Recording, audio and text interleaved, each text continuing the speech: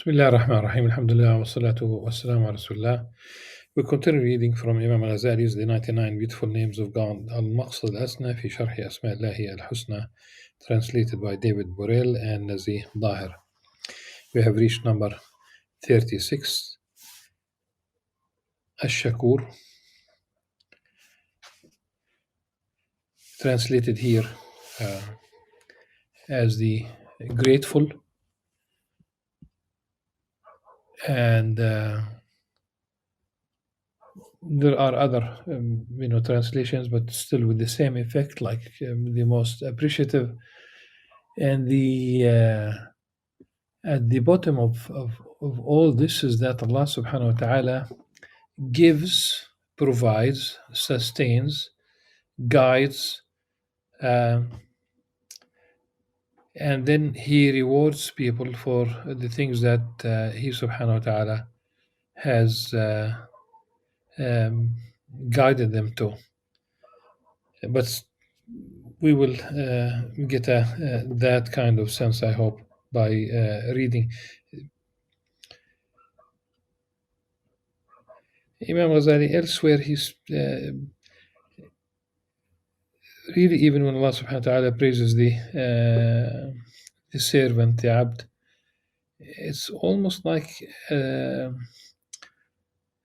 subhanahu wa ta'ala is praising himself, because really he is the source of all these. True Tawheed is seeing everything from Allah subhanahu wa ta'ala.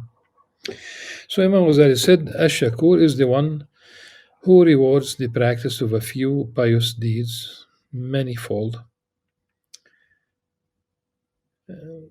Manifold, this is really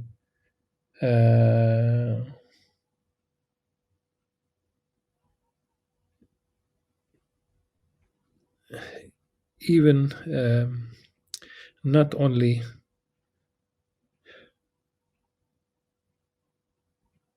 the reward here is the Kathir Darajat, basically a higher status in the hereafter, of course. And in response to the actions of a few days in this life, gives limitless happiness, infinite, in the life to come. The one who rewards a good deed manifold is said to be grateful for that deed, while whoever commends the one who does a good deed is also said to be grateful. Yet if you consider the multiplication factor in reward, only God, great and glorious, is absolutely grateful, because His multiplication of the reward is unrestricted and unlimited, for there is no end to the happiness of paradise. The manifold. If we think about those who spend on the path of God,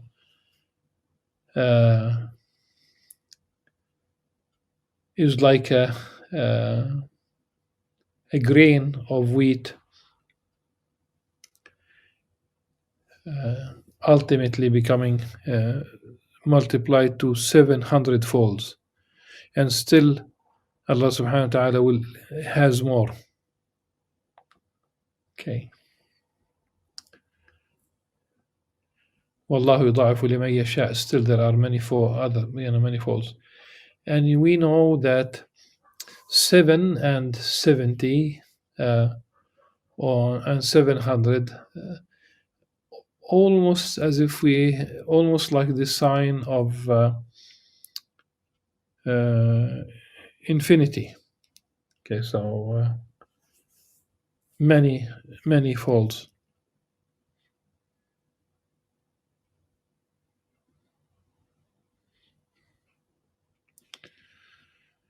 Allah subhanahu wa ta'ala, God may He be praised and exalted, says, eat and drink with wholesome appetite for that which you did long ago in days gone by. Meaning, here in paradise, as a reward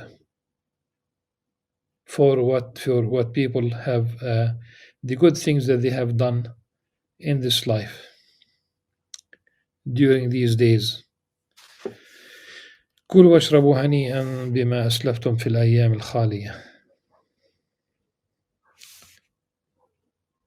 If you go on to consider the factor of praise, ثناء, the praise we give is to someone else. Yet when God, great and glorious, praises the works of his servants, he praises his own work. فقد أثنى على نفسه. For their works are his creation. And if the one who is given something and goes on to praise is thankful, then whoever gives and then praises the recipient is even more deserving of being called grateful. So the praise of God, the Most High, for his servants is like his saying, men and women who remember God often, والذاكرين الله كثيرا والذاكرات. And there is beauty already. It's here they are praised, of course, for the dhikr, for the remembrance of the name of Allah subhanahu wa ta'ala, for praising Allah subhanahu wa ta'ala. But what is beautiful is mentioning immediately the both men and women, male and female. والذاكرين, that's the masculine, and dhakirat, that's the feminine form.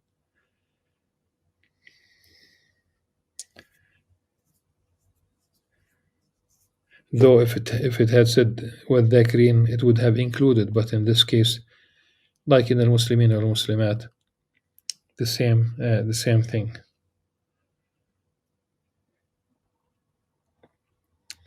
If you go on to consider the factors of praise, the praise we give is to someone else.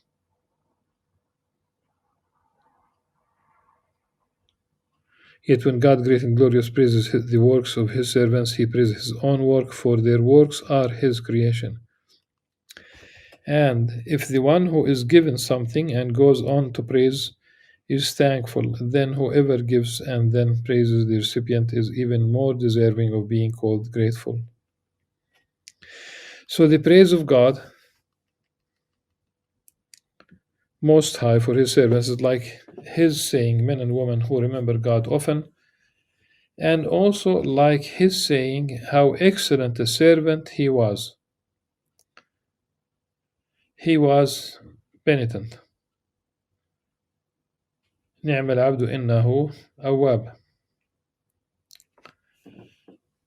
And similar things. And all this is a gift from him, from Allah subhanahu wa ta'ala. عطية منه. Counsel. It is conceivable that man be grateful with respect to another man. At one time, in praising him for having done good deeds to him, favors, good deeds, kindness, kind acts.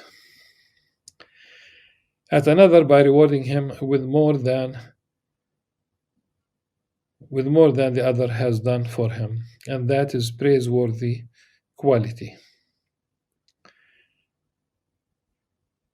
The messenger of God, may God's blessing and peace be upon him, said, whoever does not thank men does not thank God. I would, it's rather straightforward. من لم يشكر الناس, whoever does not thank people. Why use the word men? Although one can think about it is used in inclusive in an inclusive fashion. It is people, الناس. من لم يشكر الناس لم يشكر الله. Whoever does not thank men, people, does not thank God. Now, this particular hadith, as is the exact wording, it has been narrated by Imam al-Tirmidhi, and it is its classification in terms of authenticity is Hasan. It's good. The same hadith, different wording.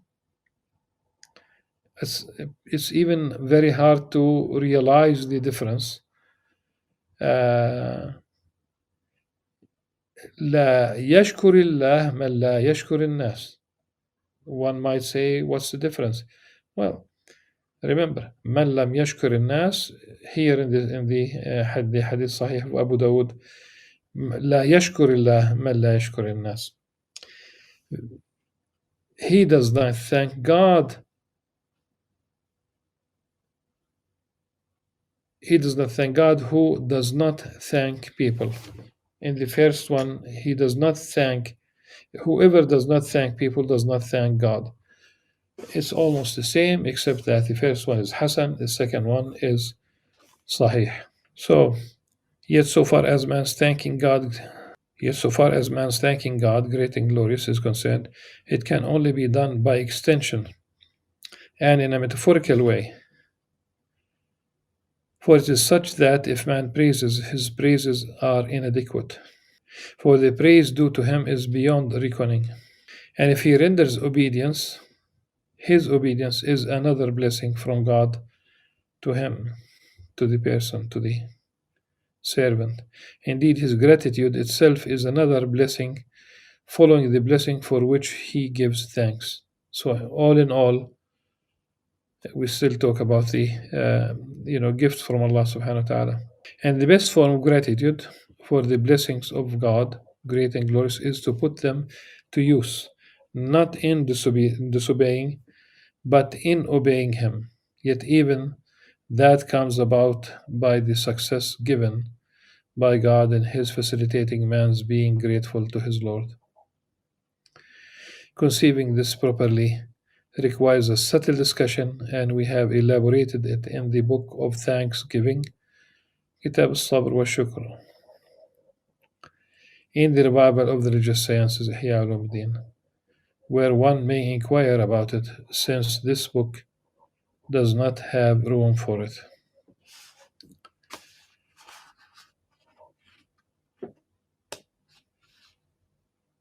Al-Ali,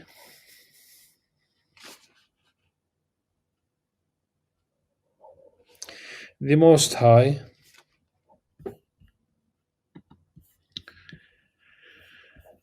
one might also suggest the Exalted.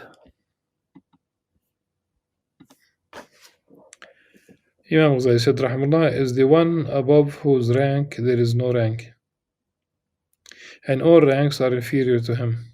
This is because high is derived from height, and height is taken from elevation that is the opposite of lowness, be that according to a perceptible ranking, as in a grade or a staircase, where all bodies are placed one above the other, or by a rational ranking of objects, ranked according to kinds by a rational ordering. Everything which has the quality of being above in place has spatial elevation, and everything which is above in rank has elevation in rank. Of course, absolutely there are no spatial relations.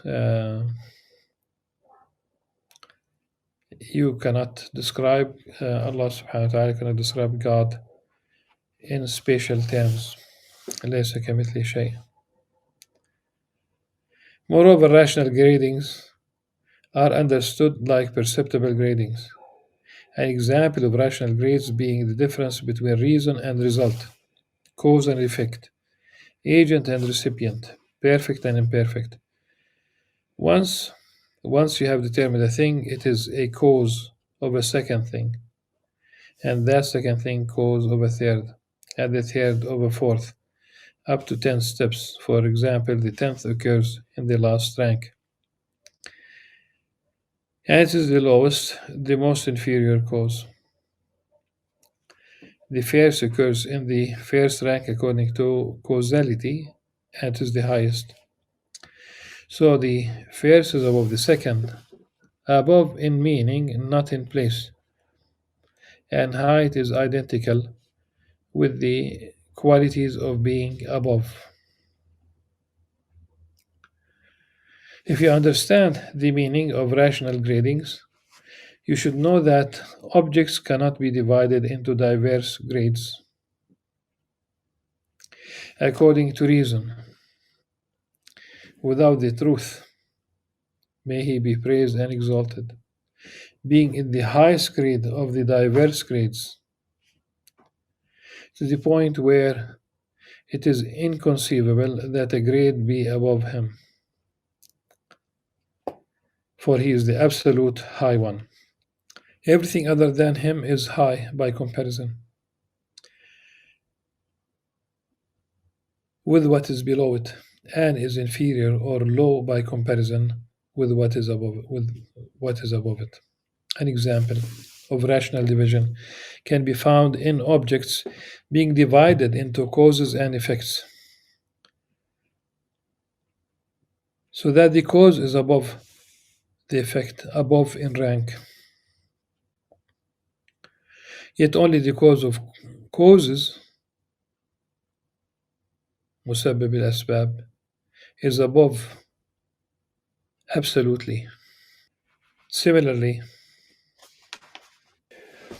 everything which has the quality of being above in place has spatial elevation, and everything which is above in rank has elevation rank. Moreover, rational gradings are understood like perceptible gradings, an example of rational grades being the difference between reason and result, cause and effect, agent and recipient, perfect and imperfect. Once you have determined a thing, it is a cause for a second thing, and that second thing, cause of a third, and the third of a fourth, up to 10 steps. For example, the 10th occurs in the last rank, and it is the lowest, the most inferior cause. The first occurs in the first rank according to causality, and it is the highest. So the first is above the second, above in meaning, not in place, and height is identical with the quality of being above. If you understand the meaning of rational gradings, you should know that objects cannot be divided into diverse grades according to reason, without the truth. إلا ويكون الحق تعالى في الدرجة العليا. So without the truth, may he be praised and exalted, being in the highest grade of the diverse grades, to the point where it is inconceivable that a grade be above him, above Allah subhanahu wa ta'ala, for he is the absolute high one. Everything other than him is high by comparison with what is below it, and no space-time relations here with Allah subhanahu wa ta'ala, and is inferior or low by comparison with what is above it. An example of rational division can be found in objects being divided into causes and effects, and that the cause is above the effect, above in rank, yet only the cause of causes, as we said earlier, Musab al-Asbab, is above absolutely. Similarly, existing things are divided into animate and inanimate, and animate things are divided into those having only sensible perception, the animals, and those which have rational as well as sensible perception. Those which have rational perception are divided into those in which passion and anger resist what they know, people, and those whose perception is free from such troubling opposition, while those who are free are divided into what can be afflicted but are endowed with safekeeping from this, like the angels, and what is impossible to be afflicted, which is God. May he be praised and exalted. Now it should be evident to you from this division and grading that angels are above men, men above animals, and God, great and glorious, is above everything. For He, subhanahu wa ta'ala, is absolutely high. He is the living and the life giver, the absolute knower, creator of scholars' knowledge, transcending every kind of imperfection. Indeed, the inanimate are assigned to the lowest grades of the grades of perfection, while nothing is assigned to the other side but God the Most High. And this is the way you should understand His being above and His height. We still have a little bit more on the Ali, on the Most High. These names are posited first in relation to visual perception, which is the level of common folk. Then, when the elite become aware of intellectual perception and found parallels between it and sight, they borrowed from sight the designated words, and the elite understood them and grasped them, while they were rejected by common folk, whose perception does not go beyond the senses, which is the level of animals. For they only understand immensity in spatial terms, height in terms of place, and above in similar terms. Now, if you understand this, then you have understood the meaning of His being above, the throne. For the throne is the most exalted body and is above all bodies, an object far beyond determination and calculation in terms of boundaries of bodies and the measure proper to them. Uh, of course, the discussion of فوق العرش,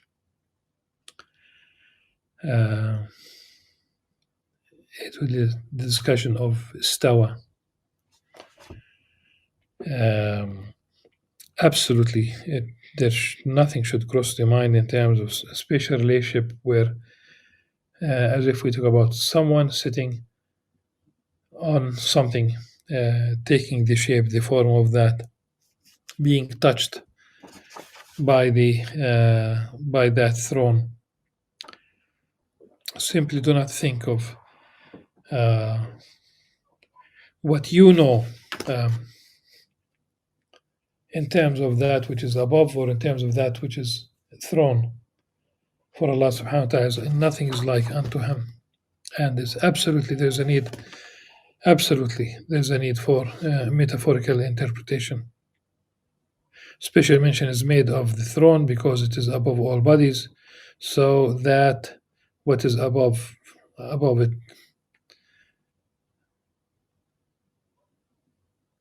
it is above all of them.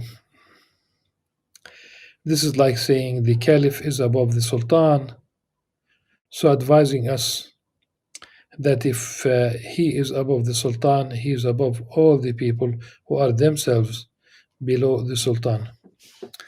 The caliph and the sultan,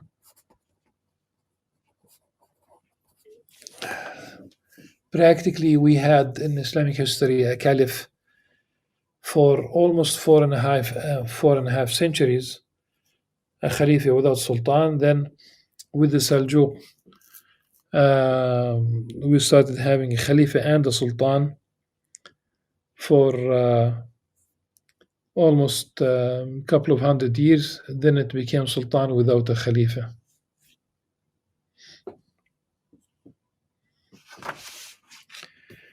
During the time of Imam Al-Ghazali, for example, he was born practically when those Salatin became powerful. Specifically, when Imam Ghazali was born in 450 of the anno of the Hijri calendar, that's when Al-Barslan was in power, and he was a powerful sultan.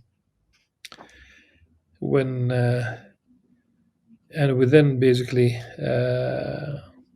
a short period, his children really were not on that level at all. Barkyok, 14 years old Sultan fought against his brother, who was at the time 4 or 5 years old. And don't you think that we talk about really fighting the 4 years old, 5 years old? You talk about the mother, the maternal uncle, and of course we talk about people who had interest and invested interest in that. One wonders how one of the Hashawiyya, who only understand above in terms of place, would respond if he were asked how to distinguish individuals sit in rank and in official assemblies. He might say that this one sits above above that one, knowing that the only sits at his side, for he would only be seated above him if he were seated on his head, or in a place built above his head. Yet if one said to him, "You are lying, for he is not sitting above him, nor below him, but beside him," he would disown any such denial and say, "What I mean by that is above in rank and proximity to the highest position in the house. For the one closer to that position, which is the furthest point, is above by comparison with one further from it. Yet he does not understand from this that every ordering has two extremes, such that one can apply the term above or high to one extreme and its opposite to the other. Counsel, it is conceivable that man be absolutely high, since he does not attain any rank without there being a higher one in existence, namely the ranks of prophets and angels.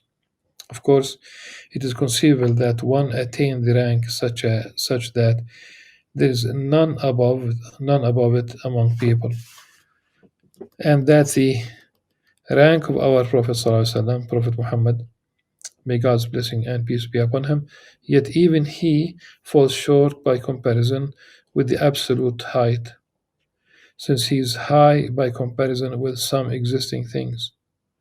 Yet because he is high by comparison with what in fact exists, and not by way of necessity, his existence might be accompanied by the possible existence of a man above him. Now, the absolutely Most High has the quality of being above, not comparatively, but necessarily.